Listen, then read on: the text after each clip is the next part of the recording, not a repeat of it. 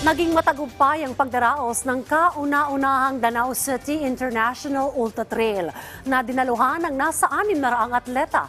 Silipin natin ang mga kaganapang yan sa ulat ni Jessie Atienza ng PTV Cebu.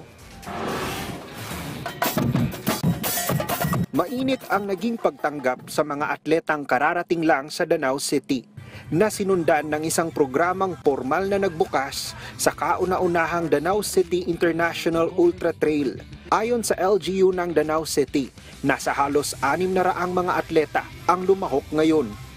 I am so pleased and proud that Danao City is able to host this kind of sport. With our expansion of sports tourism into sports eco-trail, this event gives us the coverage we desire. A power-packed opportunity for the tourism boost that we need. Isang welcome dinner ang agad binuksan para sa mga atleta.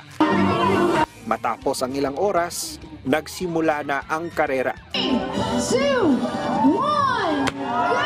Good luck to 30K Ultra Trail winners! Para sa 4 na kategorya, ang 15 kilometers, 30, 50 at ang 100 kilometers na trail run. Namayagpag sa 100 kilometers sa women's division si Chloe Base na nagmula pa sa lungsod ng Iligan. Yung ruta is very technical pero very enjoyable kasi yung view napakaganda. Ang ganda ng mga mountains ng Cebu. Hindi rin naging madali ang pagtakbo ni Andy Tonyakaw na nagmula pa sa Hilongos, Leyte. Hindi rin siya makapaniwala na manalo sa 100 kilometers ng men's division. First time po. So, ginawa ko na lang, fighting spirit na lang ako nga matapos ko yung 100 kilometers. Salamat kay God na tinulungan ako sa the whole race. Ayon naman sa LGU ng Danao City, malaking tulong ang kompetisyon sa pagpapalakas ng turismo sa kanilang lungsod.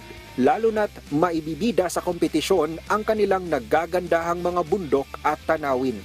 Plano ring isagawa kada taon ang International Ultra Trail na inaasahang mas dadagsain pa ng mga atleta. Mula sa PTV Cebu, Jessie Atienza para sa Bayan.